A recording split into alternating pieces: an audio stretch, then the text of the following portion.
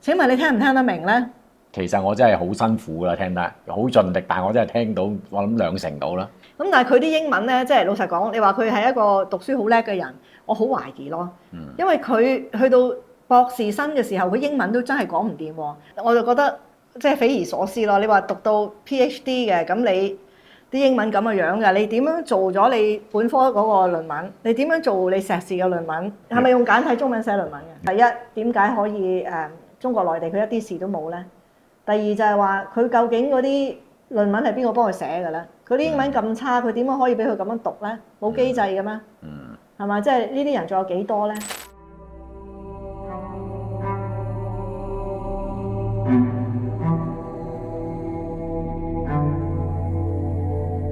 翁靜晶，危險人物2.0。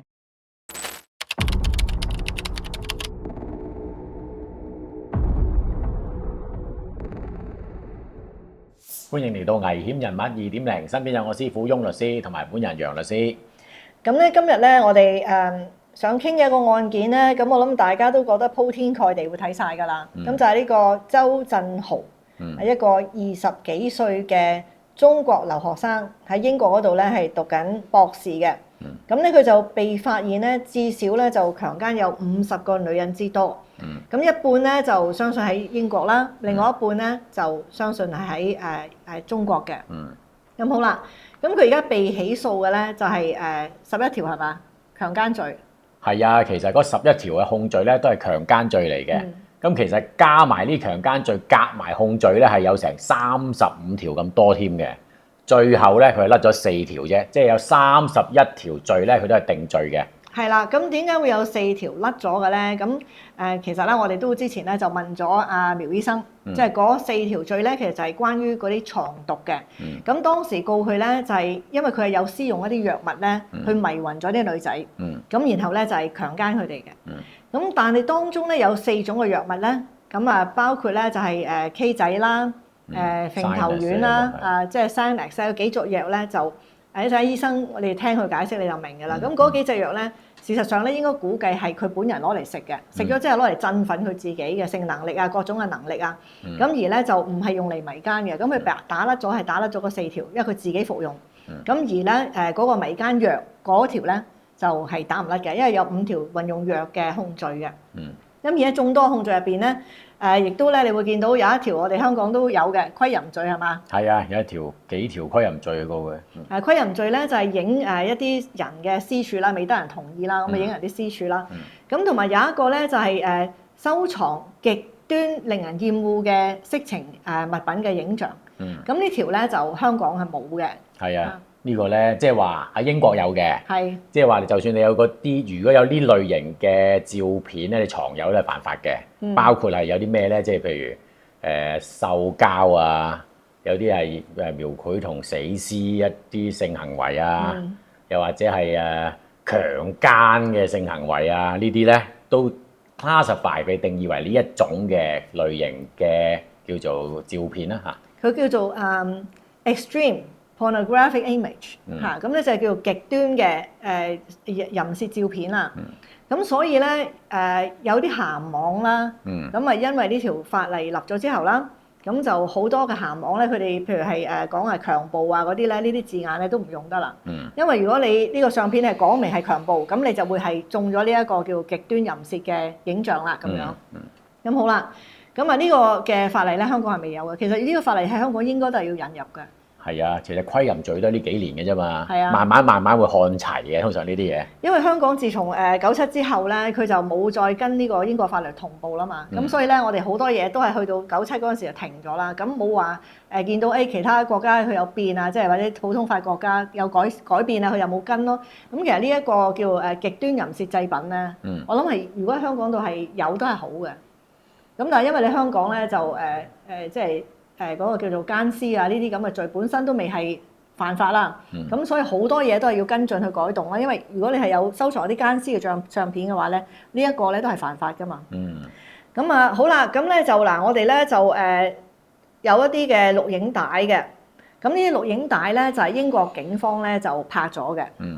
咁非常之慷慨啦，即係啲對呢個版權啊非常之慷慨啦，即係隨得你去播放。個原因咧就好簡單。咁就希望咧就有更多嘅受害人咧可以睇咗呢一啲嘅影片啦，即係尤其是喺我哋亞洲嘅地方播放啦，香港啊中國內地播放啦，咁等啲受害人認得到呢個色魔，咁就前嚟咧就去挺身作證啦。因為而家仲陸續有好多人咧，好似話有20幾人啊喺個判案之後係嘛？係啊，判咗案啊，頭先個30幾條罪定咗個罪之後咧，都仲有20幾人挺身而出走出嚟話嗰陣時俾佢侵犯過嘅。咁同埋咧就有一個即係我哋一陣會講個案件點樣去揭發啦。咁基本上咧就喺2023年尾嘅時候咧，有一個女仔去報警。咁呢個報警係受理咗嘅。咁一陣會講一單冇受理嘅。咁嗰單受理咗之後咧，警方就再查翻啲記錄咧，咦？之前有一個女仔都好似係嚟報過案喎，但係我哋冇好好地去處理呢單嘢喎。咁於是咧就嗰陣時就開始咧就覺得有問題啦。咁去查啦。咁即係呢一個。頭先我講2003年尾嗰個都好似未告嘅，咁所以咧應該估計咧就仲陸續有嚟啦，即係仲陸續有嚟啦。咁而案件入邊其中有其他特別嘅地方咧，就係11條罪入邊咧，除咗有好似3宗係嘛？係啦，咁多宗嘅強姦裏邊咧，就有3宗嘅證據確鑿就係喺英國發生嘅，而其他嗰啲咧影得到咧，亦都有證據顯示喺內地發生嘅。咁啊，點解英國可以去管轄喺中國內地發生嘅強姦案咁特別嘅咧？因為咧，其實呢個當事人咧，被告咧，其實佢就係一個英國居民嚟嘅。咁根據英國嘅法律咧，喺英國居民就算喺海外犯咗法都好啦，仍然咧係可以接受英國嘅審判嘅。咁佢雖然唔係英國公民，但係佢英國居民，因為佢喺英國咧由2017年開始喺嗰度讀書啦。咁開始住啦，咁跟住咧就去到拉佢嘅時候咧，咁佢就住嗰個時間好長，即係超過180日啊，超過一個日數，咁所以咧佢就係嗰度嘅居民，咁就有權咧就去捉佢嘅。咁呢啲嘅案件通常係啲咩案件可以跨境嘅咧？都係一啲性罪行多啲，其唔係樣樣案件都得嘅，即係譬如謀殺啊，都唔得嘅。或者係關於錢銀嘅嘢咧，都可能都唔得嘅。但係咧呢一隻係得嘅嚇。咁跨境執法咧，英國可以跨境執法嘅咧，就包括咧佢嘅居民或者國民啦，去第啲地方，譬如去柬埔寨啊，去戀童啊，即係去幫襯一啲童妓啊。咁呢啲如果捉到咧，即係同小朋友做啲唔妥當嘅嘢啦，翻到去都可以判監嘅。咁啊，仲有就係咩可以跨境咧？就話譬如 adoption 啦，即係譬如你係。捉咗個細蚊仔，你喺婚姻入邊嘅，咁然後咧你就想繞過嗰個婚姻法庭，你就想帶走個仔啦，咁嗰啲都可以去跨境嘅，咁係有啲限制，咁但係反而謀殺就唔得啦。咁好啦，咁我哋咧就點解啲好多呢啲帶啦？咁英國警方就俾晒啲帶咧，就俾好大各大傳媒啦，咁就去播映啦。咁都希望咧就多啲人咧就可以挺身而出嘅。咁我其實都覺得有啲奇怪嘅就係話咧。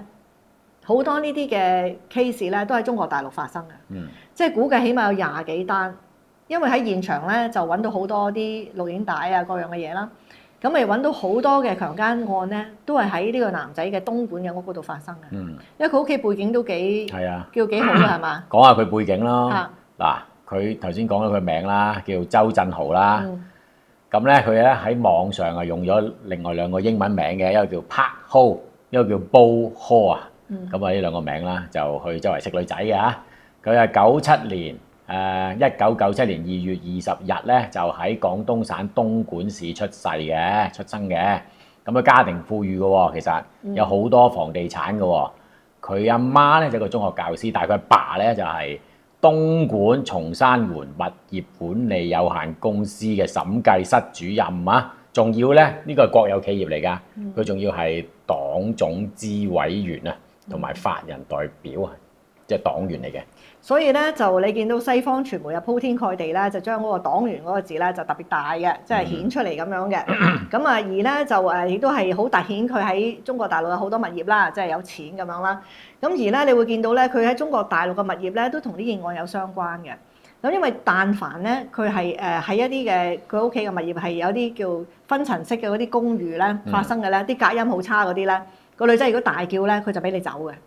但係如果你喺佢屋企嗰個別墅嗰度咧，湖邊個別墅嗰度咧，你嗌到喉嚨拆都冇人聽到你咧，咁佢就會強姦你成功嘅。咁所以都係睇個受害人咧，當時發生嘅時候好唔好彩。咁但係佢屋企就真係好多物業，咁啊周圍去，尤其是佢喺學業中間咧，即係佢英國讀書中間咧，佢會翻去大陸噶嘛。翻到去之後又作惡噶啦咁樣。係，佢去到邊度都作惡嘅，其實根據係。係咪？因為英國，因為喺大陸咁解嘅啫嚇。咁佢咧就佢都叻嘅，其實讀書。讀書又講下佢讀書。你覺得佢讀書叻啊？嗱，我同你有唔同嘅意見啦。咁你又講下佢讀書有幾叻啦？根據記錄我想講啊。好。咁佢咧就係入咗東莞中學松山湖學校，跟住又升咗咧廣東工業大學，就讀機械設計喎。跟住咧又再升，又升咩咧？去到叻啦，就去北愛爾蘭嘅 Queen Belfast 啊，即係中文叫貝爾法斯特女王，呢間都幾出名嘅學校嚟嘅。就讀咩咧？讀 Mechanical Engineering 喎，機械工程喎嗰度。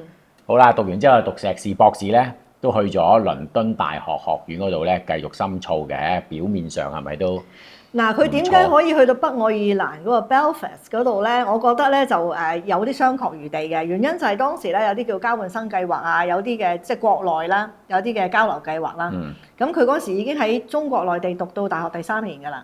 咁就呢個咁好嘅機會，咁機會當然係俾有權勢嘅人啦，即係咁講，即係佢一定屋企有通過好多關係啦，有辦法啲嘅人啦。咁甚至乎佢入咗去英國讀書之後咧，佢後來都翻去中國大陸嗰度去嗰啲咩大疆係嘛，即係去嗰啲好大嗰啲大疆實習啊，佢拋入自己大疆實習，因為大疆好勁啊呢間公司。係咯，咁你話即係如果完全係冇人脈嘅，即係農民個仔嘅，咁我諗就未必有咁嘅機會可以去北愛爾蘭呢個交換生或者咩交嚟計劃會揀你啦，係咪？大疆嗰度實驗做咩實習生，又未必會揀你啦咁。我想去啊，大疆睇下。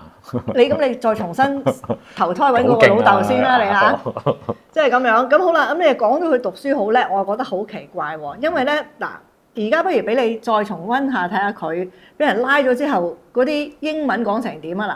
好啊，我睇下聽唔聽得明啊。What's your name, sir? 鄭豪。Pardon? 鄭豪。小豪。And your surname? And your surname? Family name, Zhou. Pardon?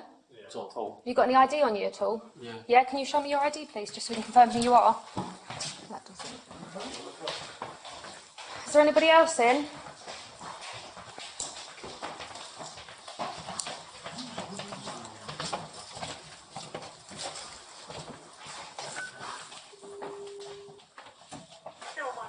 I thought it was done. Sorry? Say that again? I remember Mum's. Okay, sir, I'm arresting you on suspicion of rape, okay? Because it is alleged that on the 14th of November last year, you have vaginally raped a female at this address, okay? You do not have to say anything, but it may harm your defence if you do not mention, when questioned, something which you later rely on in court. Anything you do say may be given in evidence. Your arrest is necessary for a prompt and effective investigation, okay? Your time of... Let me finish. Your time of arrest is now 1:53. Come on. Come out so I can check the... Could you just allow something cover here? Can I... Want a jacket or anything? Yeah. Yeah, we'll get that. If you shuffle out. Shuffle out. Yeah, can you... 請問你聽唔聽得明咧？其實我真係好辛苦㗎，聽得好盡力，但係我真係聽到，我諗2成到啦。但我要翻譯俾你聽啊嘛。係啊。因為 Can you allow something 我都唔識得辦啦。申請即係佢話 something， 佢想講 something， 你要講個申請咁樣咧，即係佢就話叫人哋咧可唔可以 allow， 即係可唔可以容許 something 就俾佢咧就冚住 cover，即係佢因為落手扣啊，頭先嗰段片落手扣，咁佢就話可唔可以俾啲嘢冚住，即係唔好咁肉酸，因為佢住嗰個公寓咧 Elephant and Castle 咧，即係象堡區啦。咁嗰個區咧就係佢有租咗個地方，嗰個棟大好奇怪個名，叫做 Uncle Building 喎。哦，我唔係好明嗰個大廈個名，真係好奇怪。貴嘢嚟㗎，不過我知道係好似4000磅一個月咁樣咯。哇！就係佢一個人，好似佢一個人住啫喎。係嘛？4000磅咁樣啦，咁即係都算貴嘅一個學生係嘛？佢一個人住晒成間房。咁而佢租呢個地方咧，點解會租呢度咧？因為佢登廣告嘅嗰陣時，佢登廣告咧，佢就話我要租樓，但係咧我有一個條件啊，幾貴都唔緊要，有條件就一定要隔音。係。有原因嘅，佢話隔音，愛嚟，因為我成日開 party，費事嘈親隔離鄰舍啫。係嘛？咁好啦，咁頭先都講咗啦，佢喺東莞嗰啲物業嗰度，有邊啲物業係人哋聽到嗰啲分層式公寓嘅嗌救命嘅，聽到就要放個女仔走。喺嗰啲別墅嗰度嗌救命都冇人聽到嘅，就唔放你走啊嘛。咁所以佢而家整個隔音，你話為咩咧？都係愛嚟唔放人走咯。嗱，我有證據嘅，唔係就咁講嘅，因為咧當中有一個受害人，佢俾佢食咗嗰啲迷姦藥之後咧，佢喺中間係醒過嘅，即係咁醒過。咁跟住醒過之後就掙扎，就嗌救命，想嗌呢個咁嘅壞人咧，呢個周振豪咧，就揸喺佢身上面捉住佢手，就話俾佢聽：你點嗌都冇用噶啦，因為我呢個隔音好好噶。嗱咁樣講噶，咁我哋真係喊晒，咁佢仲要咁樣撳住佢，咁樣話我個隔音好好啊，你點樣嗌都冇人幫你啊咁樣。咁所以你睇到佢呢個人係一個點樣嘅人。咁而咧就佢係即係我頭先講話點解要叫人哋遮住嗰個手扣咧？因為嗰棟大廈嗰度咧，仲有第二啲留學生喺嗰度住嘅。咁咧亦都喺個法庭文件啊嗰啲顯示入邊咧，就知道咧佢係有陣時係去佢嗰啲朋友、嗰啲同學嗰度咧開 party 嘅，去飲酒嘅。係即係同一座建築物有其他嘅留學生，佢嗰度周圍玩嘅，會開其他房度會開 party 嘅。即係其他啲單位嗰度嘅。其他單位。咁咧亦都咧有一啲人咧，即係佢就喺翻晒佢嗰啲中國嗰啲程式嗰度啦，咩嗰啲我都唔識得講咩程式啊，咩係咪嗰啲抖音可唔可以識人嘅？我都唔識得講咧，咩微信啊嗰啲咁樣啦。咁喺嗰度識咗啲人之後咧，就會因為佢全班人都係中國學生啊。嗱呢單案件有個特別嘅地方咧，就所有受害人都係中國女仔嘅。即係佢唔夠膽去招惹啲鬼妹嘅。佢唔夠膽去惹嗰啲嘅。溝通唔到啦係嘛？溝唔到啫，即係溝通唔到，我就諗唔明佢講乜啊，肯定已經啊。即係我 drop 咗個通字啦，咁樣。咁佢呢一個大廈呢個 Uncle Building 咧，其實有好多其他嗰啲中國學生啦。咁佢好多時候咧就會喺人哋嗰個單位嗰度咧，就係招晒啲女仔翻嚟。咁然後咧就喺另外一個單位度咧就整醉晒啲人啦。咁佢咧就跟住咧就揀最靚嗰個，咁就會將嗰個女仔咧個受害人就帶翻去佢自己嘅單位度強姦嘅。咁案中咧挺身做證嘅，即係最主要嘅兩個證人咧，就係其中一個咧就係咁樣嘅情況喺隔離個單位度飲酒，然後咧就俾佢捉咗過去咁樣嘅。咁所以咧佢就要面咯，佢就要人警察咧就冚住嗰個手扣，因為喺棟大廈嗰度咧仲有好多其他人。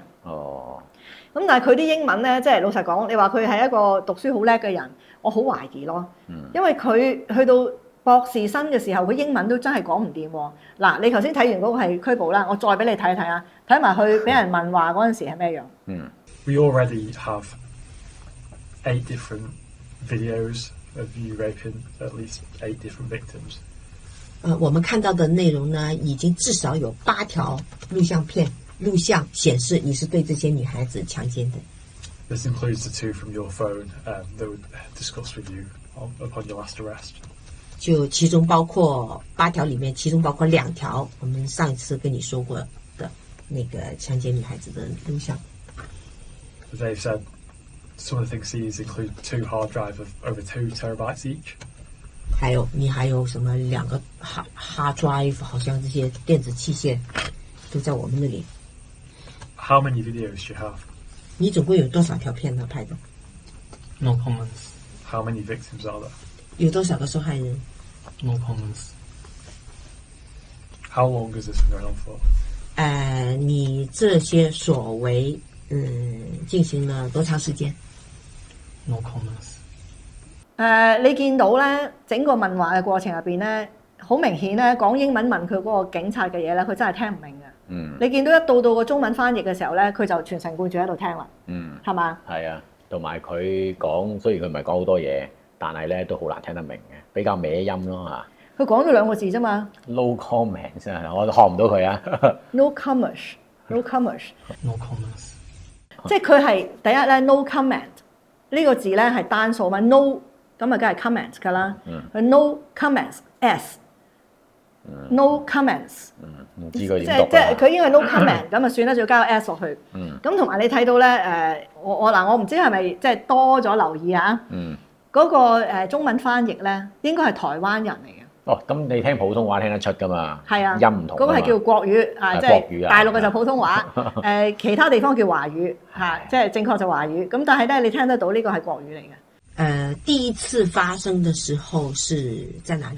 即係呢個應該係台灣嘅中文嚟嘅。咁所以咧就唔知係咪悉心咁樣去安排啦。即係如果你又揾一個係中國大陸嘅翻譯，咁然後你又咁緊張佢個背景啦，又話有即係黨員啦咁樣，咁啊，所以我諗都係有個悉心安排，因為好多中國大陸嘅翻譯噶嘛，佢而家揾呢個台灣嘅，咁所以你聽到都係有啲即係悉心嘅安排。咁嗱，我再俾你聽下呢句嘢啦，你聽到咧，我請你食魚翅，你睇下聽唔聽到佢最後嗰句講乜？ After seeing that, is there anything you want to tell me? 看了那一段影片，有什么话要说吗 Can I have a talk with my solicitor? Yeah, of course. 哇！我冇得食魚翅啦，真係。聽唔到啊？係好難聽。聽得到啊？我 can 字我淨係聽到一個。聽到個 can 啫嘛。Can I have a talk with my solicitor？即係我可唔可以同我個 solicitor 講一講，因為傾下咁樣。咁好啦，咁就係我就覺得即係匪夷所思咯。你話讀到 PhD 嘅，咁你啲英文咁嘅樣嘅，你點樣做咗你本科嗰個論文？你點樣做你碩士嘅論文？係佢之前喺碩士都喺嗰度讀噶嘛，係嘛？你碩士都係喺倫敦大學讀啊 ，UCL 啊，係啊 ，UCL 啊，好嘢嚟㗎。係咯，咁跟住你仲要讀到去博士。博士又係 UCL 啊。係咯。同埋 Queen Belfast 讀咗機械工程㗎。係咪用中文寫論文㗎？要問下 Queen Belfast 先知。嚇？係咪用簡體中文寫論文嘅？要問下佢哋啲大學先知。哇！呢啲其實咧都好影響呢個。好影響呢個大學咯嚇，咁老實講，佢到而家為止，我相信佢都仲係好內地嗰種好平庸嘅英文啦。你知唔知佢哋唔係？譬如你講G 科，佢係講豬科嘅喎，N 咁多個解釋，佢哋係 N 咁多個解釋嘅。嗰個豬同埋個 N，即係 NG 咧就變咗 NG，咁樣嘅。咁即係佢哋呢啲係完全唔會去改正嘅。有好多，不過咁講，有好多內地學生去咗外地讀書，啲英文好流利嘅。但係咧呢個似乎一定唔係啦。佢係分開兩種嘅，即係都有極端嘅。有啲係真係好用心去學人哋嘅文化，學好自己英文。咁佢真係變咗一啲好拔尖出嚟拔萃嘅人啦。好似馬雲咁樣，佢真係英文好啊。係佢係好努力㗎嘛。咁所以你咪見到呢啲人係真係唔同咯，出嚟拔萃咯。咁但係呢啲富二代咧，即係屋企俾錢去讀嗰啲咧，佢係不斷喺度磨時間，最好就永遠都喺度讀書，永遠都唔使做嘢。咁而咧，即係呢啲人咧，佢哋係冇去融入當地嘅社會嘅，即係佢唔會係用太多 Instagram 啊，佢唔會用LinkedIn 啊，佢唔會用嗰啲西方嗰啲程式嘅。佢會用翻晒佢自己嗰啲中國嘅程式，佢睇翻晒中國嗰啲新聞啊，佢唔會係去接觸到即係外界嘅嘢，所以佢啲英文係永遠都係咁。即係呢個其實對嗰間學校都好大問題。即係你有個學生係唔識英文嘅，但係佢可以攞到咁多嘅學歷咁樣。咁好啦，咁我哋踩咗佢咁耐啦嚇，即係呢個人都好乞人憎噶啦。踩咗佢咁耐之後，咁講下啦。咁成單 case 咧係點樣起嘅咧？咁又要係即係又要歸功於佢呢個小紅書喎。成單事嘅序幕咧，其實又係一個內地流行嘅程式咧揭開嘅，就係小紅書啦。咁啊發生咩事咧？有一個受害人，我哋叫佢 X 啦，其實係因為法庭嘅判詞都叫佢 X 嘅。佢咧就喺小紅書嗰度咧就講話佢遇到一啲好恐怖嘅經歷。咁啊乜嘢經歷咧？依家講俾大家聽啦。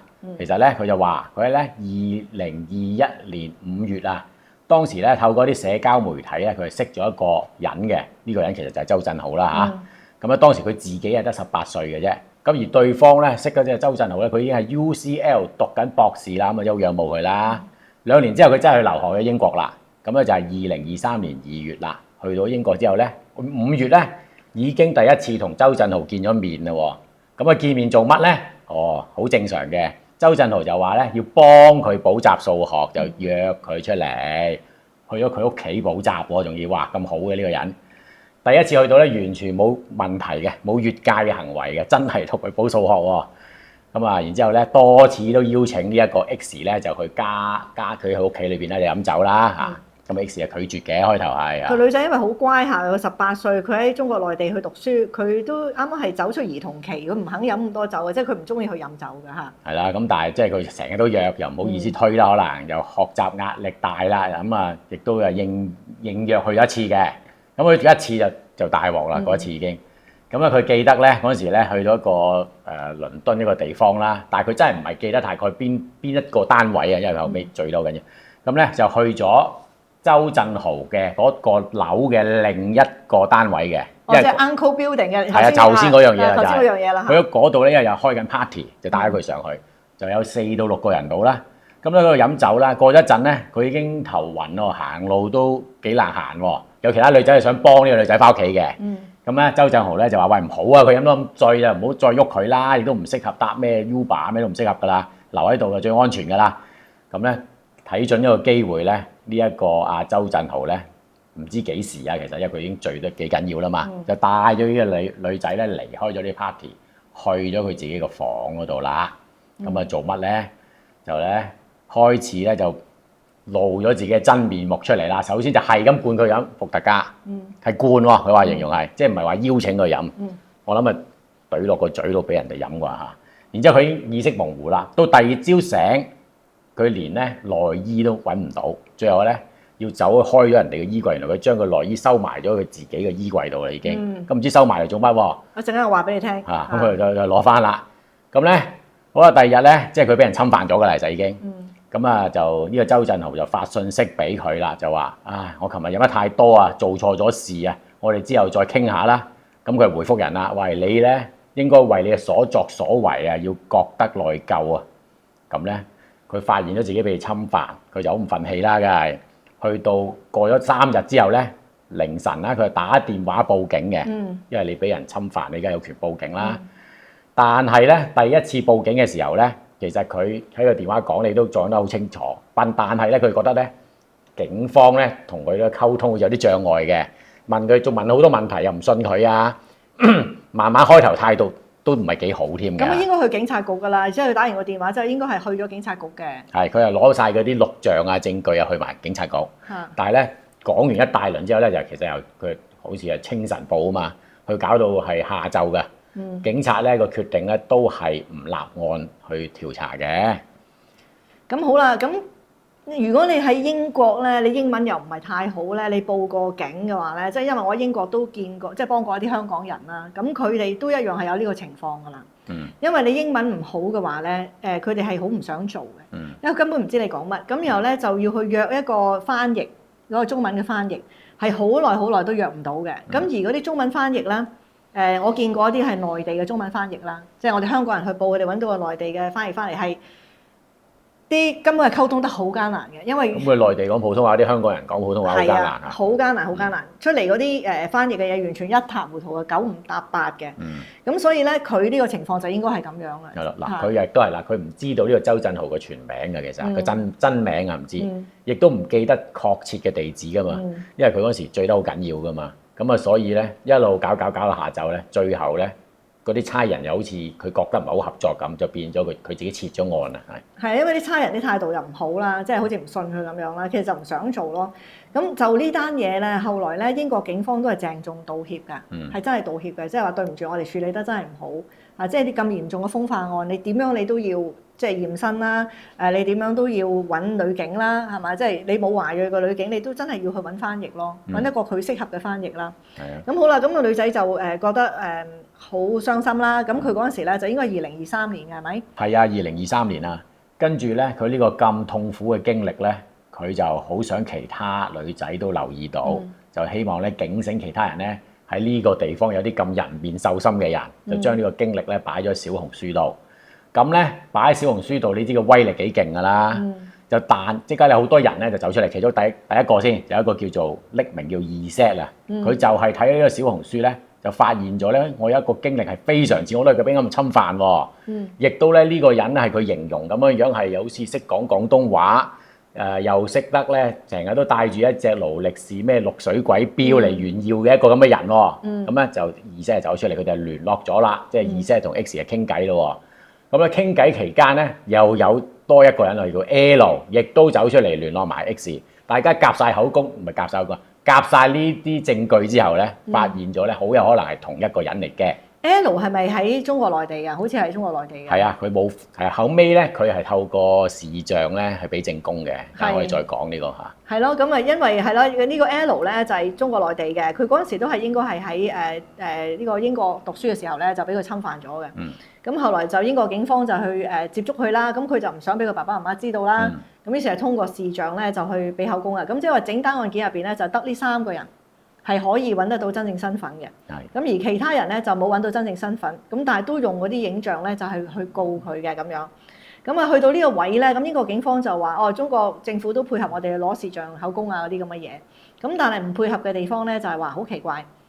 周振豪佢嘅大陸嘅住所咧係冇俾人去搜查過嘅。即係老實講，如果真真正正係想揾到個真相嘅話，咁大陸嘅公安大可以去抄晒周振豪屋企所有嘢，即係東莞市嘅公安可以去佢屋企度搜晒啲嘢出嚟。相信因為佢喺中國大陸都有做同樣嘅嘢㗎，佢都係強姦女人㗎。咁搜晒佢啲嘢可能仲多喎，因為佢住嘅地方咧，呢個英國佢住個 Elephant and Castle 嗰度咧，佢間房啊全部都係埋晒嗰啲隱蔽鏡頭嘅，係啊，有幾多個啊？幾十個嘅，全部邊步一步路都全部有㗎。有幾十個啊，無論浴室啊、廚房啊、客廳啊、房啊，全部幾十個啲隱蔽鏡頭嘅，即係周圍都有嘅。係咯，就所以咁你話喺中國大陸佢自己住嘅地方會唔會都有咧？咁最低限度喺嗰度會唔會再有更加多嘅錄像咧？啊，佢個電腦喺中國大陸用嘅電腦係點樣咧？咁呢個係我覺得有啲咁多係咪即係可以做得更好咧？係咪起碼都要搜屋啦？如果你呢啲叫跨國嘅罪案，嗱，有32個鏡頭，嗰啲咁嘅秘密嘅錄影鏡頭。咁佢其中我知道咧，英國警方當時咧就檢走咗佢一個唔知係咪嗰啲叫做中國嗰啲翻版製嘅嗰啲鏡頭啦。咁咧就當時咧啱啱開始嘅時候，淨係得聽到聲咧，就係睇到影就冇聲嘅。咁咧就唔知點算。咁後來就用咗好多嗰啲機械嘅專家咧嚟幫佢再恢復翻嗰把聲。係啊。咁恢復翻把聲之後咧，咁其實都喺呢個法庭度好震撼嘅。係咪就係頭先講嗰段咯？即係話因為嗰個受害人咧，佢就好慘啊，嗌得，咁啊同埋嗌阿媽喺度，係啊，係佢媽媽，即係嗌阿媽，呢個就係最可憐啊，即係嗰個18歲嚇。跟住阿周振豪就話：你嗌都冇用，因為呢度咧係隔音好好，就係咁講出嚟嘅。係啊。咁有啲當時喺庭裏邊嗰啲人員咧，有啲都喊添啊，聽完。陪審員喊咯，即係因為你睇到個女仔18歲嗌救命。喺度叫媽媽，應該嗌得好慘嘅。應該嗌得好慘，所以嗰啲陪審團都喊晒啦。咁你真係，所以佢呢單嘢判佢終身監禁係真係完全係冇錯。咁同埋就我哋今次做呢個節目啦，咁我哋都擺佢個樣出嚟啦。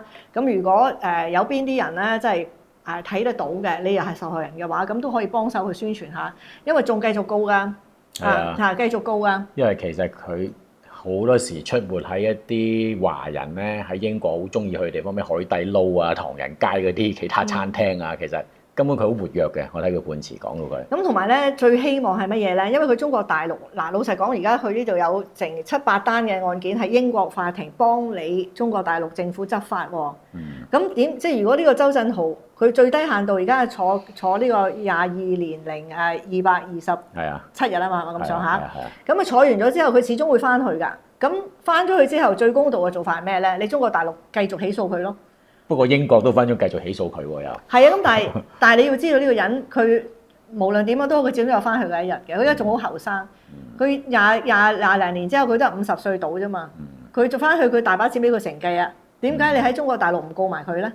係咪你可以喺嗰度落咗 charge 先，等你一翻到嚟一落腳喺中國就告埋你啊嘛？咁你咪一路坐咯。可能打算係咁咧。一翻嚟告佢我諗佢都打算，即係我知佢有咩打算啦。即係但係講真，中國應該都係要做翻少嘢啦，搜屋啊，係咪啊？不過真係好嚴重嘅，同埋咧搜到佢嗰啲電子設備啊，個嚴重程度咧，淨係揾嗰啲數據都有6.5個 T 啊。首先1277段影片啊，1660個鐘啊，全部嗰啲衰嘢嚟嘅。同埋咧，微信信息啊，全部起晒喎，有900萬條咁睇晒喎。900萬條啊？唔係9萬條，900萬條。佢儲咁多年，係嘛？咁所以即係你話呢個即係講真將功補過啦。英國呢個警方之前就唔係好受理呢個中國女仔嘅投訴嚇，咁而家咧你就做翻晒應該做嘅嘢，咁呢個都即係算係將功抵過啦。因為佢哋係中文㗎嘛，好肯定佢睇中文信息㗎嘛，咁樣。咁好啦，咁見到頭先你所講啦，就講到去呢個搜晒啲嘢出嚟啦。咁搜到嘅嘢之外咧，仲有一個叫做丁乙醇係嘛？嗰隻嘢，嗰個係迷姦水。喺佢屋企咧就揾到呢個丁乙醇，仲揾到咧佢個手機嗰度咧有一啲嘅指南，就話咧你要點樣溝，咁樣咧你先至係整到人暈，但係整唔死人嘅。係啊。咁然後咧佢屋企咧就有啲嘅威士忌嗰啲烈酒啦，有一樽咧就已經飲剩一半㗎啦。咁咧就係將嗰啲迷姦水咧就係擺落去呢啲嘅酒入邊。咁然後就俾啲女仔飲㗎嘛。佢仲有好似實驗室咁有一支嗰啲試管咁嘅嘢咧，即係可以控制到落到幾多份量。就加幾多威士忌或者其他酒咧，就達到啲乜嘢嘅效用咁樣。咁同埋佢呢啲嘢咧都會拎出去㗎，因為即係拎出街㗎。你如果呃到個女仔翻屋企就喺屋企飲，但係佢會帶啲嘢出去嘅。因為咧有一個個案咧就係呢個係酒甩嘅。有個個案就係有個女仔就同佢係用呢個交友網識咗之後咧就約咗去酒吧。於是先頭咧即係人叫咗一杯嘅啤酒嘅。咁個女仔去咗洗手間翻出嚟。翻出嚟咧，佢就叫咗6個嗰啲 shot 啫，嗰啲翻出嚟佢已經叫咗6個 shot 喺度啦，等你飲啦已經係。係啦嗱，所以咧阿媽教落咧，如果你去洗手間翻嚟咧，嗰杯嘢係唔可以再飲嘅。係啊，即係阿媽教落嘅，因為你行開咗，你留低嗰杯嘢咧，人哋做乜都得㗎啦。咁佢出翻嚟嘅時候就嗰6杯 shot，咁就其實呢個女仔咧都唔係好想同佢飲呢杯嘢嘅。嗰個女仔係點樣識啊？周振豪嘅咧就係咧。就係都係交友網識咗之後咧，佢就猛咁炫富啦，又話自己好有生活品味啊！然後又話自己係讀緊呢個，因為佢見親人咧，佢都話周振豪 UCL PhD 嚇，即係好似話 I'm Bond James Bond 係咪？即係咁樣去介紹自己嘅。於是咧，佢就請佢食飯啊，咁咪跟住又食啊，咁樣跟住食完飯之後，佢想走嘅。咁但係個男仔就話：我同你飲杯嘢，我頭先請你食飯喎。你一定要即係回報翻我同我飲杯嘢喎。咁個女仔細個即係覺得食咗人餐飯欠咗人，咁好啦，於是廁所出嚟就6個 shot 啦，咁咪飲咗咯喎。飲咗佢覺得好唔對路，因為行都行唔到，同埋頭暈。不過佢好彩，佢嗰下咧仍然咧仲有力大叫，就嗌救命。咁啊有人真係救佢，就係嗰啲waiter 喺酒吧嗰啲就問佢咩事啊。咁啊周振豪一見到冇，佢凍啫，所以我攞件褸俾佢咁近，因為想幫佢鋪啫咁樣。咁啊，但係周振豪都知自己黃咗啦，叫做咁啊放過咗個獵物啦，叫做。佢都逃跑咗㗎啦，跟住。逃跑咗。即係嗱，呢啲如果喺英國，你如果一個女仔叫救命，我諗你都即係喺個酒吧嗰度係嘛？即係你係話你自己高富帥啫，嗰度大隻過你，高過你嘅人好多係嘛？咁好啦，咁於是呢一個女仔咧就都有講嘅。咁好啦，咁呢個女仔後來又識咗一個叫阿傑嘅。咁咧就講起呢一個周振豪原來咧大家都識嘅喎。咁個阿傑咧就仲弊，個阿傑咧就係周振豪啲同學嚟嘅。咁咧就有一次咧，成班人飲嘢，飲完之後飲到一半，點解我個頭咁暈咁辛苦嘅阿傑？跟住周振豪，你飲錯咗嗰杯嘢啊嘛！嗰杯嘢本來我攞嚟迷姦個女仔嘅，你又飲咗。咁嗱呢啲粉啊，嗱你睇呢包粉啊，就係鑊呢啲去俾佢飲嘅。有冇想合作先？合作咧咁樣。咁我阿傑一聽見之後就梗係唔制啦，咁仲以後都唔想再同佢來往咯。係啊。咁但係有人合作嘅喎。有個女仔啊嘛。係啊，幾恐怖啊！你話，即係嗱呢單嘢咧，其實真係未完㗎。你起碼知道咧，佢係真係揾到啲人幫佢合作㗎。係啊。而且咧，佢永遠都係咧，佢自己住嗰個大廈啦，個 Uncle Building，佢住呢個單位啦。佢喺其他啲單位嗰度咧，有啲 friend 咧係會幫佢開一啲 party。係啊，唔知係咪大家夾埋啊嘛？唔出奇㗎，有咩做唔出啊？因為根據證據，好似有個女仔好似夾埋㗎嘛。係啊，嗱，你又講下嗰個女仔啦。嗱，嗰個女仔都即係嗰個 case 都係咧佢呢個周振豪同埋另外一個人嘅，佢哋咧就去揀咗幾個女仔出嚟嘅，揀咗咧啲女仔全部都唔識嘅，大家4、5個咧就集合喺嗰個另外一個單位嗰度嘅。咁喺個單位入邊咧，佢哋就觀察究竟邊一個，咁你要揀靚嘅，因為你知啲相咧。喺個微信嗰度睇啲相咧，照片啊嘛，係咯，咁所以佢叫咗嚟之後咧，佢仲要揀嘅喎。咁你講下嗰單嚟聽下啦。嗱，呢個女仔咧，佢其實就嗰日做咩事咧？就幾個朋友一齊去咗 London 一啲夜店度消遣嘅啫。咁啊識咗咧周振豪同一班朋友嘅，咁啊飲酒冇乜嘢嘅。後尾咧有一個女仔咧就邀請佢喎。即係過咗呢件事之後啦，係啦，呢個夜場過咗啦，差唔多走嘅時候咧，邀請呢個女仔，不如一齊去周振豪嗰度飲嘢啦。咁啊女仔邀請自己，佢就戒心梗係低啲啦。咁啊同啊呢個女仔同周振豪去咗一個地方，一個學生宿舍嚟嘅。佢話就開始飲酒啦。咁但係佢覺得好奇怪喎，飲酒。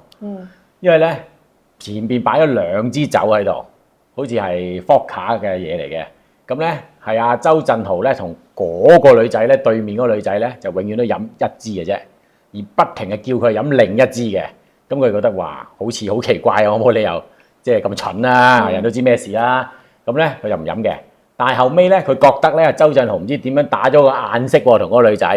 因為佢問啊嘛，點解你哋2個唔飲呢支嘅？點解你飲嗰支啊嘛？你唔飲我呢支咧，係都要飲呢支。咁佢又話講個原因，佢就話因為咧周振豪就話啦，因為我呢個女性嘅朋友咧，佢咧之前飲過你嗰支咧，就覺得唔係幾舒服，個味唔係幾好，所以唔中意飲你嗰支啫咁樣。咁啊整個眼色，就佢自己嗰個女性朋友咧，都走去飲咗嗰支，似乎係有問題嘅酒喎。飲完好快，累低咗。係咯係咯。啊，梗係啦，又落咗嘢噶嘛，累低咗。咁周振豪話即刻，哇咩事咁啊？又攞衫咧，又幫佢冚啊，又好好人啊咁樣啦。但係咧。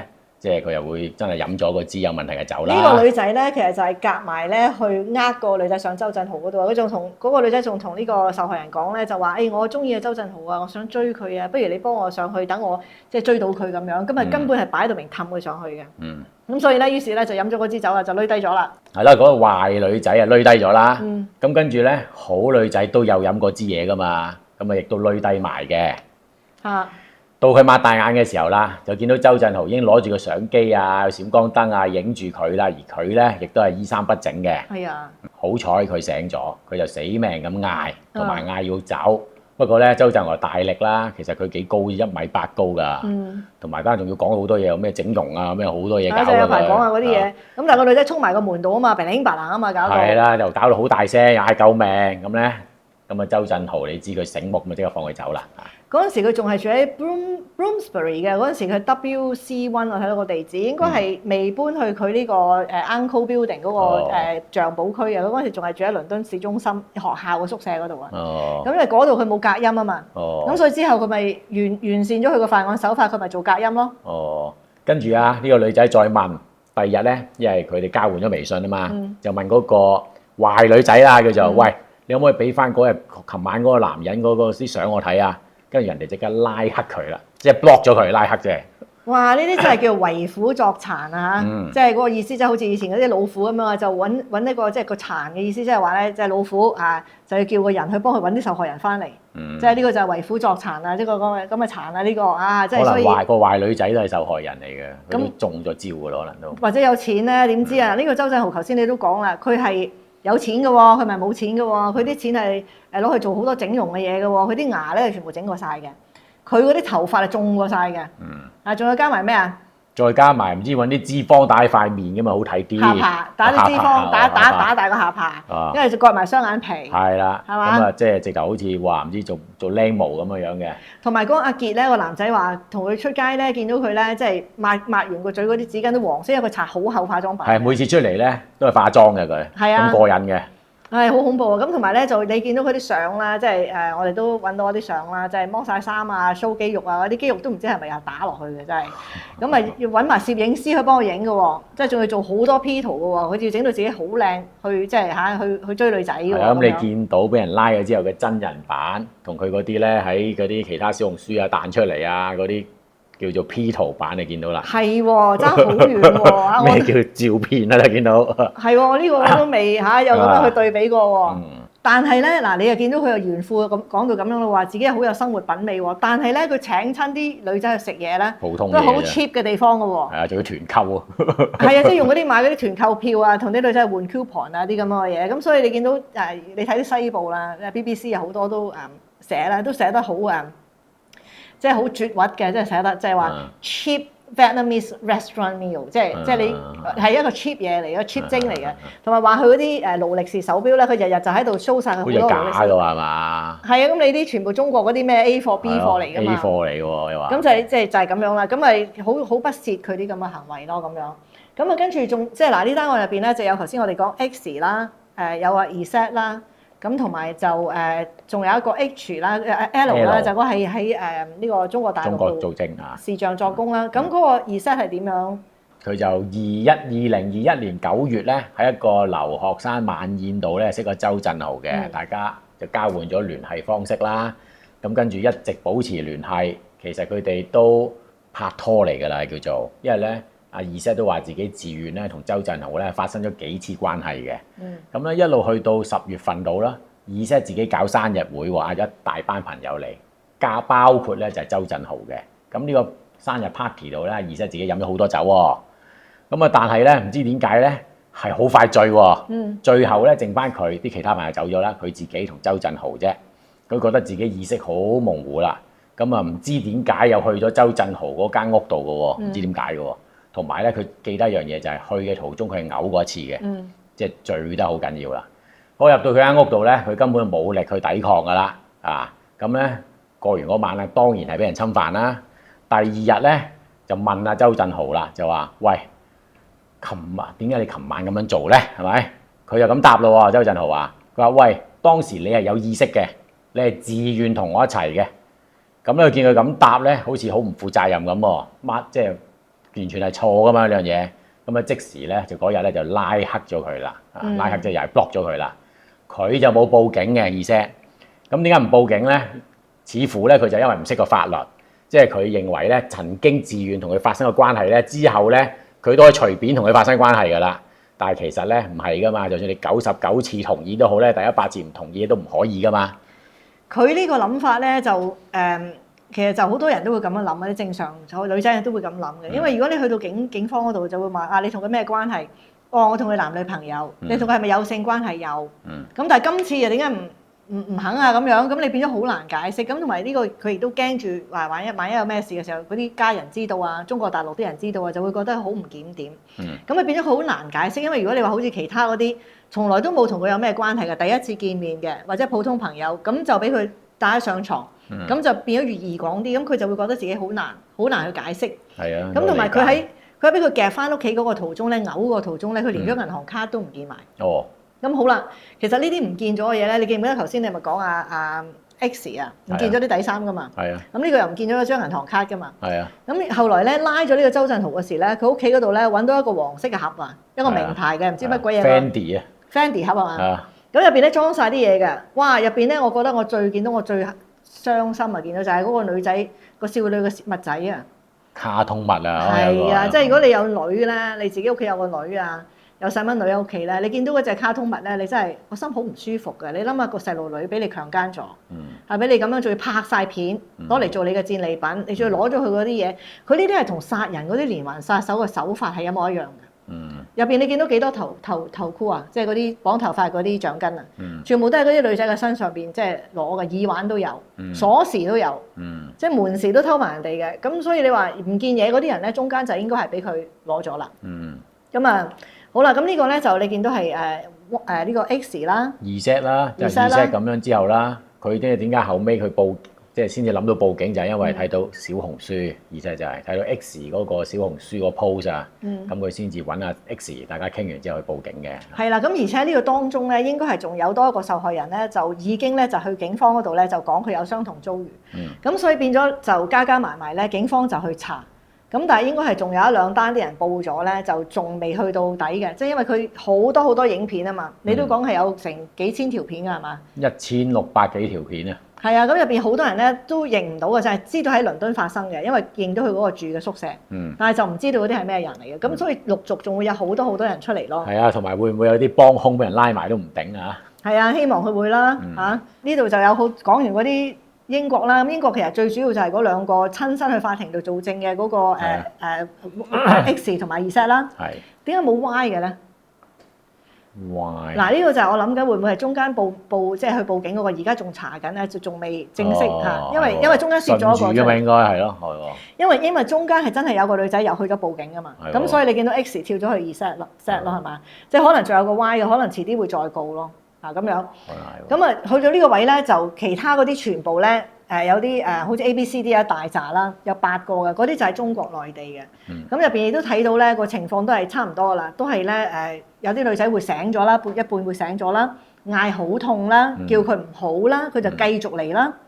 咁亦都咧就會見到有一個咧就好慘㗎，嗰個眼咧係打到瘀晒，嗰個面咧全部豬頭咁㗎。係啊，即係應該係俾佢打過嘅，佢反抗嘅時候。係啊，呢個就喺嗰個 video 啊，即係嗰個視像嗰度拍埋啊，喺度打到即係拳骨啊瘀晒㗎，形容係。哇！咁即係可能係反抗，兜頭兜面咁打咯，咪會瘀晒咯呢個位，一錘打落眼度。呢個你有冇覺得咧？即係嗱，你喺英國呢邊，佢就算點樣猖狂，佢都冇咧喺呢啲女仔嘅身上留下表面傷痕。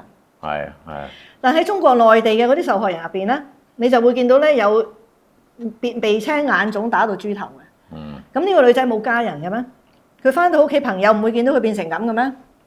唔會問你點解個面變成咁打成咁樣嘅咩？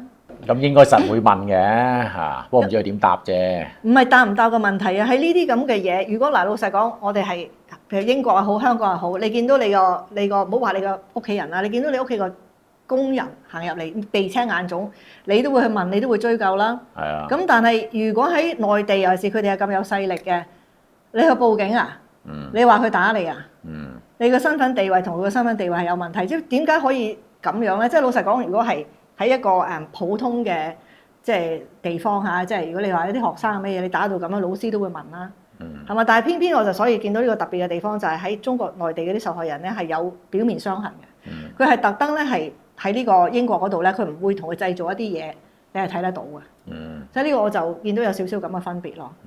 即係我唔係話佢屋企勢力大幫佢冚住啊。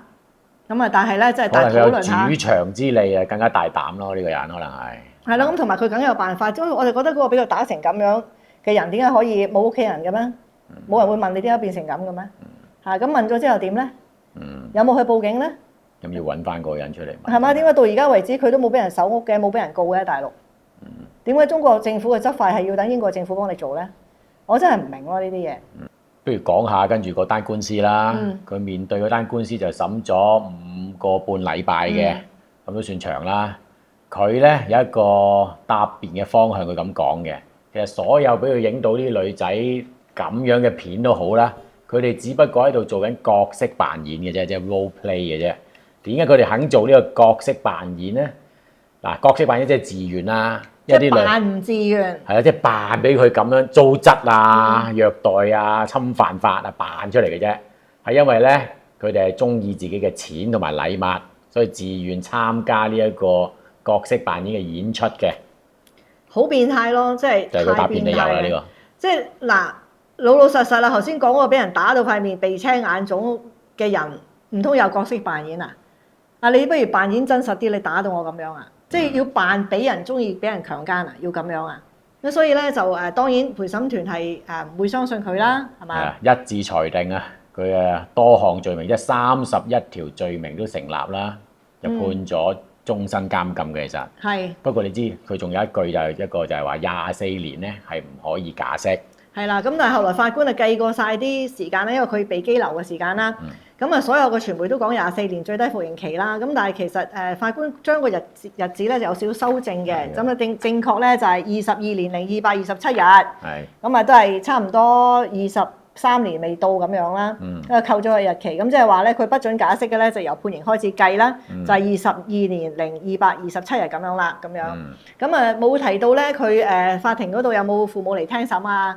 冇嚟係嘛？冇提到，應該冇嚟啦。英國嗰個法官咧就鬧得佢好勁啦，即係正常人都會鬧佢都好勁啦。首先佢話佢咧係好識得 manipulate人，即係好識得操控別人嘅一個非常聰明嘅年輕人嚇。咁對外邊嘅表現咧就係好似好有錢、好有抱負、好有魅力、好有學識嘅形象，但係其實事實上咧佢係一個冷酷無情嘅捕獵者啊！捉呢啲女仔咧，只不過係當玩具咁滿足自己嘅啫。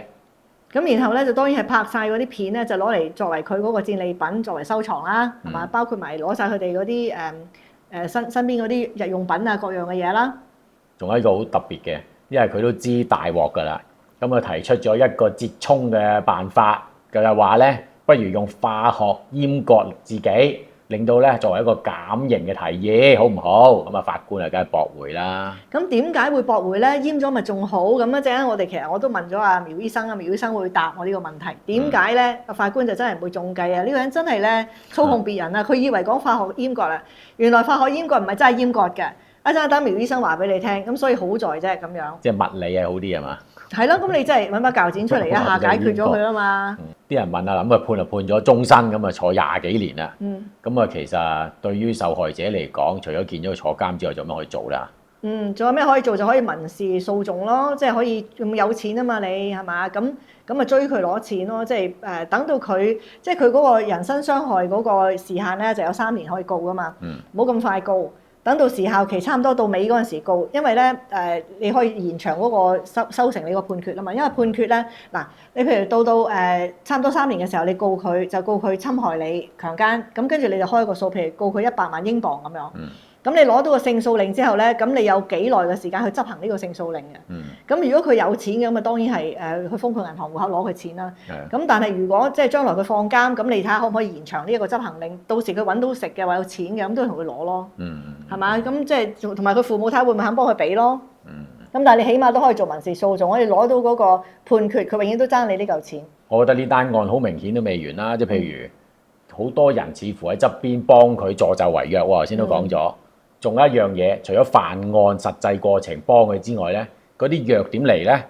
好似有證據顯示咧，其實佢個丁二醇咧係透過嗰啲醫科嘅學生即係啲同學咧，唔知點樣搬啲翻嚟喎，有啲咁嘅證據喎，咁係咪會嗰啲就有份咧？係啊，話好似叫佢哋去揾下咧，有冇即係大學嗰啲研究診所入邊咧有啲病人嘅資料，知道邊個咧係用嗰隻 Xanax 啊，用啲咩藥佢啱用啊，或者點樣啊，就叫佢咧就揾嗰啲病人用錢同佢買啲藥，因為醫生會開藥噶嘛。係啊，佢攞啲藥攞去賣啊嘛。係啊，咁呢啲如果幫佢手嘅係咪又有問題咧？有啊，所以其實仲可能會繼續拉人同埋繼續告噶。因為而家仲有咁多人走出嚟，咁佢慢慢查下，佢先即係佢咁樣做都係好嘅。即係你英國警方先拉咗你，判咗你監，你入咗去先慢慢同你講。因為如果你冇判佢走翻去中國，你點咧？係咪因為佢第一個受害人咧X 咧報咗案之後咧，佢唔知係咪知道佢報案咧，佢即刻都走啊。雖然冇受理啦單案，但係佢都即刻翻去中國嘅。翻咗去之後咧，喺嗰度又強姦人啦，跟住見到冇事就翻嚟咯。咁所以佢唔係英國國民啊嘛，佢可以翻大陸噶嘛。所以如果你而家將佢咁樣判咗監運咗入去之後，你慢慢查咯。係咪？仲有幾多嘢要控嘅就幾多日去告咯。係啊，可能仲有呢個冰山一角添啫。仲有排搞，我覺得呢攤嘢可能。所以睇下佢有幾多個終身監禁啦，即係嘛？如果不過你都如果佢喺嗰邊再告，即係新嘅案件再告。咁佢會唔會分期執行呢個我就唔知啦。如果分期執行，佢就要坐40幾年。喂，咁有部分分期啊，咁有部分同期咩都，但係佢係完全唔同嘅案嚟嘅喎，其實都係嘅，所以呢個都如果嗱，即係咁講啊，如果佢一次過告佢最多係告你一次終身監禁啫嘛，因為呢個普通法嘅法律啦，英國又好，香港又好，同美國唔同噶嘛。佢唔可以判你7次終身監禁噶嘛。美國好興嘅喎，100次終身監禁啊，7次終身監禁。但係呢度咧譬如普通法香港又好，英國又好咧，你得一條命嘅啫嘛，就告你一個終身監禁啫嘛。咁所以如果跟住落去再告佢，會唔會又係咁樣判咧？咁你嗰個最低刑期會唔會係2單加埋咧？定係分期咧咁？咁呢個就真係唔知啦。咁但係香港都曾經試過有個屯門色魔，係咪叫林國偉啊？係屯門色魔啦，係啊。其實嗰個都係判終身監禁㗎，佢都係好似呢個周振豪咁樣係連環走去強姦人啊嘛。咁呢啲都應該係比較困難放翻出嚟㗎啦。即係佢仲有性能力嘅一日咧，都唔會俾佢出咯。咁所以如果你要香港同呢個人比咧，就應該係林國偉嗰單啦。就係嗰個屯門色魔，你記唔記得啊？記得，我哋有冇講過咧？唔記得。冇，未講過。想唔想講啊？下一次再講咧。但係呢個就媲美係即係，但係呢個咧就同嗰個都看齊啦，即係可以咁樣講。咁但係咁後生嚇，由前途無可限量明日新星，咁搞咗一單咁樣嘅嘢。係啊，學歷嘅爭好遠，同林國偉。但係呢個咧，我覺得有錢咁多呢個人。但係我覺得呢個要深入探討嘅咧，就唔係淨係呢個強唔強姦啊，有冇精神嘅狀態係點樣？我覺得係。其他嘢都要探討嘅，即係第一點解可以中國內地佢一啲事都冇咧？第二就係話佢究竟嗰啲論文係邊個幫佢寫嘅咧？佢啲英文咁差，佢點樣可以俾佢咁樣讀咧？冇機制嘅咩？係嘛？即係呢啲人仲有幾多咧？咁樣咁不如咁樣啦。我睇見個鐘咧，阿苗醫生都差唔多收工噶啦。咁我不如問一問佢，我哋頭先嗰啲問題，睇下佢點講好唔好啊？好啊。嗱，苗醫生，咁你睇咗呢幾段嘅呢個警察會面記錄啦，咁我就想問一問啦。咁呢個周振豪咧，咁佢係一個中國內地去呢個英國咧，由2017年讀到差唔多2024年啦，由呢個本科啊讀到去呢個博士生。咁但係你見到咧，佢第一我有幾個問題。第一就係話咧，佢啲英文係完全唔掂嘅喎，即係你讀咗咁耐咧，英國咁耐，你讀到博士，你竟然英文都唔掂啦！好似人哋警察問佢個 no comment，佢講 no comments，俾個 s 嘅，啲 grammar 又唔啱。咁而且你見到全程咧需要揾人用即係華語翻譯嘅，佢自己係唔識聽英文嘅。咁第二個問題咧，我就想問咧，點解佢所有嘅受害人咧都係華人女性嘅喎，即係中國女人嚟嘅喎，即係佢冇話去即係冇嗰啲西人嘅白人女仔啊，冇其他國籍嘅喎，講英文嗰啲冇喎，即係啲受害人都係講中文嘅喎嚇。咁呢個係咩心態咧？嗱，我諗其實你第一件事睇翻咧，佢個語言能力喺英文度即係比較相對弱啦，聽又弱，講又弱啦。咁呢個都係第一個先天條件啦。咁第二咧，我睇翻啲嘅報道咧，就話佢咧認識呢一啲受害人咧，全部都係用啲微信啦、WeChat 啦，即係微信啦、小紅書啦，呢啲社交平台，其實呢啲都係國內比較興嘅社交平台，就唔係用一啲外國興嘅社交平台。咁所以呢啲平台唔會出現一啲外國人喺度嘅，係啦。嗱，因為咧，其實如果你去外國都會見到啦。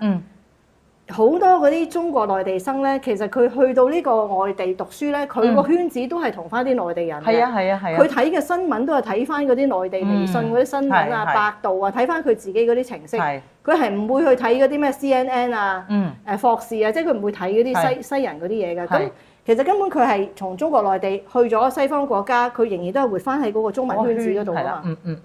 咁但係所有嘅受害人都係中國人，你認為就係因為佢用嗰啲程式嘅關係？程式啦，同埋你都溝通唔到，咁你就佢而家用啲咩咧？高富帥咯，即係佢又自己就整容啊、植髮啊，咁同埋咁高學歷喎，仲係UCL 喎嚇，呢間咁都出名嘅學府讀博士。又好奇怪喎，你英文都唔識嘅，你點解讀到博士嘅咧？你本科都好難畢業啦。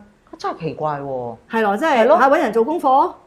我可能覺得有機會啦，因為你見到而家好似香港大學都捉咗好多個係假學歷㗎嘛，即係佢嗰啲之前嗰啲學歷全部都係假嘅，根本英文都唔多識嘅，咁然後即係揾人去考試，考到過晒關之後就去攞個係啦，係咪有錢揾人幫你寫埋論文？係啦，其實佢哋係俾錢做功課都係一個好好賺嘅一個途徑，因為我都聽啲人話我外國讀書我冇錢啊，咁點樣咧幫人做功課咯？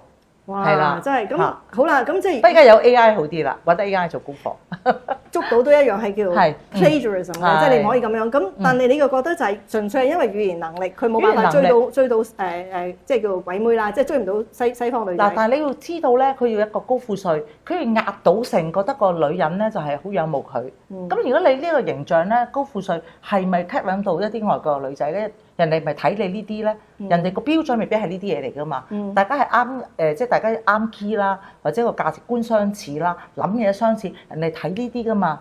咁如果你係好有錢啊，或者你即係你俾到好多嘅物質嘅展現出嚟啊，我諗呢啲未必一定吸引到西方女仔。即係嗱，而家中國內地就簡單啲啦，即係淺啲啦嚇，即係冇咁深入啦，就高富帥。你講高，你點夠啲？啲白人男仔高咧，咁你高就已經係5尺11寸已經好高啦，係嘛？佢呢個5尺6、7嘅啫，咁都已經夠高啦。咁你比起嗰啲5尺3嗰啲，梗係啦，曾志偉嗰啲咁啊，咁啊富，咁人哋都唔要你嘅錢，即係佢哋講嘅係唔係物質，咁啊你係追唔到啦。帥，咁佢個樣帥咩？佢其實都唔差㗎。咁佢都用好多時間精神去扮靚自己，執自己個即係人設啊，整到自己嘅人設啊！我好有資源啊，我好有背景啊，我有好高學歷啊咁樣咯。嗱，咁但係呢單嘢咧，始終係個性侵犯嘅案件嚟嘅。咁佢就喺整個過程入邊咧，佢都係以呢個性能力高強。你見到嗰啲圖片咧，佢嗰啲避孕套咧，當時搜出咧係淨係好似鋪頭咁多㗎，即係成箱嘅喺佢個寓所度搜出嚟。咁即係話佢係。對於呢種嘅即係性活動係好頻繁嘅，咁而佢亦都好叫做標榜自己嘅。咁佢喺中國華人女性嗰度，咁我諗可能佢認為自己好卓越啦。係。咁但係如果要佢征服一個即係西方嘅文化同埋講英文嘅女士咧，我諗佢第一已經輸陣啦。即係人哋講兩句，你都甩咳咳咁，人哋都會睇你唔起咯嚇。咁同埋個性能方面咧，咁呢個即係嗱，佢係好標榜自己嘅性能啦。咁同埋嗱，你見到佢，我就想問下啦，嗱，佢點解所有嘅人咧都係要昏迷嘅？係冇一個咧係醒嘅，即係佢當然係嗰啲藥物過後咧，有啲女仔係半醒啦，但係佢係全部都係要係完全俾佢好似公仔咁擺佈嘅喎。係咁呢個咩心態咧？咪就係佢需要好似一個俾佢擺佈嘅心態咯。即係呢同嗰啲奸屍嗰啲有咩分別？佢俾佢擺佈，我諗係佢覺得時間停止啦，同埋佢做幾多極端嘅性行為都可以。一個人係冇反抗能力，第一個人一定係冇反抗能力，好似即係一個公仔俾佢冇咯。即係個心態係乜嘢咧？我想知。佢一種好強嘅佔有欲同埋征服欲啊！我覺得係自卑多啲喎，唔啱咩？係咩？你唔覺得咩？即係嗱，你叫我咁去分析咧，即係我分析啊，所以我唔係醫生啊，我就會覺得佢係一個自卑好強嘅人。佢喺一個西人嘅社會入邊，佢並唔係咩高富帥，佢個父母人得閒睬你有幾多錢，你亦都唔高，你亦都唔衰，你英文都唔識，你只係可以喺翻你嗰個小糖水滾糖魚嗰個小圈子入邊揾翻一啲同你一樣咁上下 level 嘅女仔，超越你嘅你就揾唔到，都有。咁所以我覺得佢係一個極度自卑多過任何嘢咯。因為如果嗰個人係清醒嘅，佢未必會願意同你進一步啊嘛。冇錯，係嘛？都有可能係咁樣，係啦。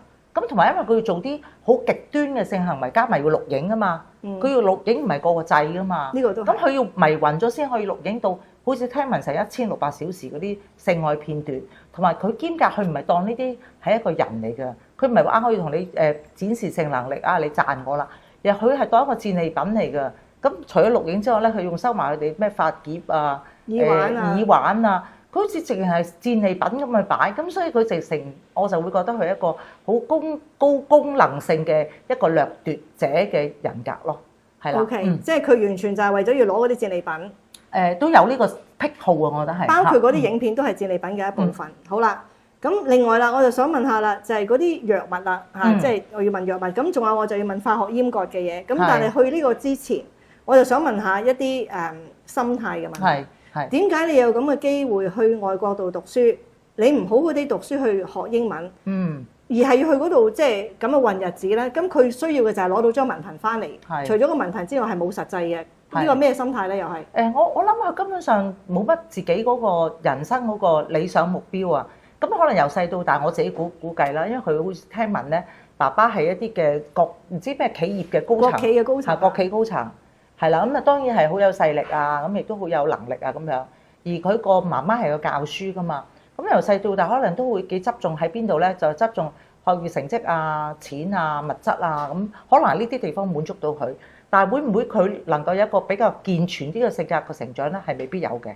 咁嚟到去到呢個階段，佢都可能我自己覺得佢唔係好有，既然都咁多錢使啦，即係好似啲錢係天跌落嚟，我仲使咩咁努力去做啲乜嘢嘅 PhD 嘅研究咧？咁我不如就真係即係滿足咗我自己好原始嘅慾望啦。咁但係拒絕去融入一個社會嗰度，即係你去到西方國家讀書，你一定係覺得西方國家有啲咩嘢係你係可以得到多過你係留喺中國㗎啦。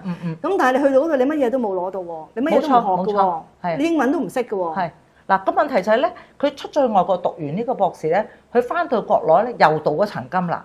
即係我係留學，同埋咧你PhD 可以讀好多年㗎嘛，咁令到佢混日子係容易啲嘅。即係其實佢整咁多嘢都係整俾中國人睇嘅啫。我都覺得係啊！即係佢唔係俾外國人睇㗎嘛。係啊！即係佢成個 show 都係做俾自己人睇㗎嘛。係啦，同埋你 PhD 可以讀你6年7年都得㗎嘛，即係時間好長嘅。咁你係保持住呢個身份，父母係咁抌錢落嚟，咁你唯有係咁讀落去。咁而你中間你可以做乜都得。咁你又唔想即係有啲實際嘅自己建立啲乜嘢嘅成就啊，乜嘢嘅能力啊？咁你係想咁啊嘛？咁呢個好似幾好嘅一個即係一個嘅過渡咯，俾你。即係呢個係功能性嘅人，佢就覺得嗰啲女仔俾佢拍咗嗰啲片就係達到咗佢功能啦。係啊。咁而另外就係嗰啲去讀書，咁就令到佢可以混日子過好日子啦，又唔使做嘢啦，功能性啦。好啦，威啊嘛！咁我又問你啦，個化學閹割嗰度點樣咧？係咩嚟嘅？嗱，佢化學閹割咧，就其實好多時候咧就會打一啲嘅女性荷爾蒙針啊。係啊，即係同埋係撳低佢一啲女性荷爾蒙針啦。咁另外亦都撳低佢個男性荷爾蒙嘅，咁令到佢冇咗呢個性慾啊。咁呢個叫化學閹割，係啦。咁係可以到即係唔打針係咪就會翻得到轉頭咧？唔打針可以啊。嚇，咁有乜用啊？定期打針嘅要。咁有乜用啊？咁冇啊！你定期要即係好似一個有條件出院咁，要定期打針咯。咁即係如果個針唔打嘅時候，佢又會回復原貌嘅，即係翻返去中國之後冇人幫你打針啦，咁你就即係因為佢個閹割唔係割咗佢噶嘛？係啊，唔係割咗佢，係你不停係打一啲嘅荷爾蒙，係撳低佢啲男性荷爾蒙嗰個嘅，即係我哋叫testosterone，呢個係俾你即係重振雄風嗰啲嘢咧，係撳低佢啊嘛。咁即係話，如果佢有機會出到去嘅，就算做咗化學閹割，咁佢翻去大陸嗰度打翻雙倍嘅男性荷爾蒙落去。都可以翻轉頭㗎，因為唔係一啲好功能性嘅轉變啊嘛。即係唔怪得，即係因為咁問你咧，因為咧佢有提出嘅法院度提出咧，即係可唔可以唔好判終身監禁？咁我就做化學閹割。咁就你知即係詭計多端啦。如果佢咁樣，咁法庭就唔得，咁你就唔使做咁多嘢，你就坐監啦咁樣。係。咁仲有就係嗰啲藥啦，嗰個Butanediol 嗰個字都幾難讀，佢中文係咩名啊？嗰中文叫乙二醇。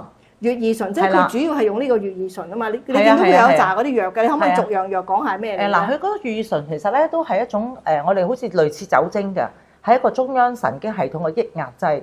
咁咧，但係你用個劑量要好啱㗎。咁通常你溝埋第二啲可能啲嘢咁，俾啲女仔飲啊咁樣。咁所以有啲時候咧，啲人叫做迷奸藥，party drugs。咁因為佢令到你即係暈暈陀陀，咁你咪易落手咯。咁有幾個層次嘅，好似飲酒一樣啦。咁如果你低低地咧，低嘅層次唔係落得好多咧，咁個女仔就會好輕鬆啦。好似覺得好 social 啊，乜都講啊咁樣。咁可能就大家就好易建立到嗰個好親密嘅性關係。咁但係你中度嗰陣時候咧，個女仔應該都會係差少少，語無倫次啊，個人平衡唔到啊，即係好似暈陀陀咁樣，即係意識都可能開始有啲模糊㗎啦。咁嗱，如果再重啲嘅時候咧，係會死人㗎，因為你極度抑壓咗個中央神經系統，個人每日昏迷啦，甚至係個呼吸都會氧滯嘅，即係同飲酒一樣啫嘛。你飲得好多好多都會死㗎。所以法庭嗰度就話咧，佢將呢啲嘅乙咩醇？乙二醇。即係啦，法庭咧就話佢將呢個乙二醇咧就溝落去啲威士忌酒嗰度，令到啲濃烈嘅酒精係蓋過咗個藥味。係啊。咁而佢係知道晒邊啲份量係唔死人嘅。所以佢咪我哋有條排 pad 啊，我哋滴幾多佢就知道啦。係佢完全掌握晒嘅喎。掌握晒，係啦。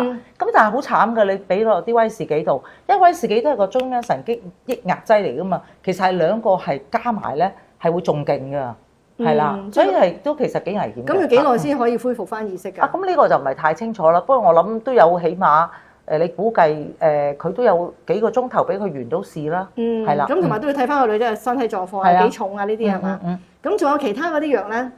嗱，你俾我睇到咧，其他啲藥咧有個叫做 Xanax 嘅。咁你英文名就我哋個全名叫 Aplasolan。咁中文我唔識讀啦。咁呢好常見嘅鎮靜劑，係一種鎮靜劑。我懷疑呢個鎮靜劑佢自己食啊。哦，係啊，因為佢自己成日都吸毒噶嘛都。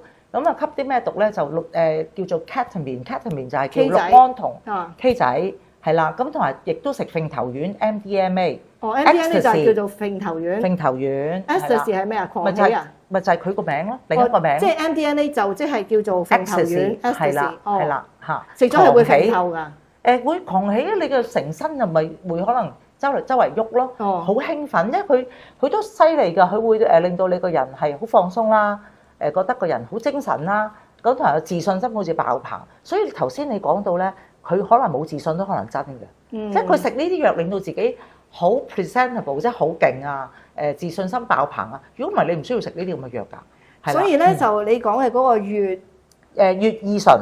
即係所以你講個乙二醇咧，就係攞嚟整暈個女仔嘅。係啦。嗰啲叫做 K 仔 MDMA， 仲有一個叫做Xanax 嗰啲咧就係佢自己用嘅。哦。因為有時你唔知嘅，你食完揈頭之後咧，係啊好興奮，但係你點解落唔翻嚟嘅？一個人好似有啲焦慮，會焦慮噶嘛，咁咪要食翻啲 Xanax 去緩衝佢咯。係咯，因為就見到英國警方就攤晒啲藥出嚟啦，咁就見到哇，你俾咁多藥個受害人食嘅，咁而家就清楚咗少少啦，就知道原來呢一個係專門攞嚟迷姦嘅，就係嗰隻二乙醇，或者叫 BDO 咯，我哋叫做叫 BDO 啊，BDO 叫 BDO 係簡單啲嘅 BDO，咁就係攞嚟整啲女仔嘅，咁嗰紮其他嘅咧就係佢自己嘅，我明啦。咁而家好啦，咁佢坐監啦，咁啊終身監禁啦，最低限度都要坐即係差唔多24年啦嚇咁樣，咁啊減埋佢，因為之前坐咗500幾日嘅500幾日，咁所以就24年減咗個500幾日，22年咁樣啦。22年有多咁樣，咁所以呢個都應得嘅制裁啦。咁啊都好在咧，就呢個英國同中國咧就冇呢個囚犯互換計劃嘅。係。因為如果一旦有呢個計劃嘅話咧，咁佢又申請翻去中國內地度服刑，咁你又唔知喺邊度揾佢啦。係啊，冇錯。因為話佢重犯嘅機會好高。好高，一定好高。即係唔甩得嘅呢個人。因為其實好難嘅，你睇下佢冇內疚嘅，佢都唔完全，佢都冇悔意嘅，咁你梗係重犯啦。佢基本上佢話咧，啲女仔係同佢咧玩角色扮演，啲女仔係願意嘅，特登扮扮冇意識嘅咁樣嚟抗辯，即係好似太過分啦。係，同埋佢好似聽聞咧都有啲控制啲女仔嘅，無論感情上面、錢財上邊咧，佢都有啲控制啲女仔。因為我頭先睇翻你個判詞嗰度咧，話佢成日都有啲煤氣燈效應嘅。咁等啲女仔好質疑緊自己啊，其實我係咪自願定唔自願嘅咧？啊，其實係咪我自己都有責任去搞到咁樣焗出嚟嘅咧？其實佢用好多呢啲去心理操控。gaslighting 呢個字就係煤氣燈效應啊！即係呢個點樣解法啊？呢個 gaslighting 嗱，其實個字嘅來源咧就係個煤氣燈時光時暗。咁有時咧就你會質疑我係咪睇得清楚定唔清楚咧？咁其實個煤氣燈時光時暗，但係你會質疑本人嗰個判斷係咪啱嘅？點解我有時要睇得真又睇唔真咧？係咪我隻眼有問題咧？係咪我自己本身有問題咧？咁於是佢就會質疑自己啦。咁佢就攞咗呢樣嚟心理操控啲女仔。哇！咁啊真係又學多樣嘢啦。係啊，幾得意啊嚇。咁啊多謝晒你啦，苗醫生。咁我哋就知多咗多。係。好多謝你。好，聽完苗醫生解答咗好多問題啊，大家都覺得內容好豐富啦。咁咧，如果大家中意我哋呢個 channel，記得 comment、like、share 同埋 subscribe 訂閱啦。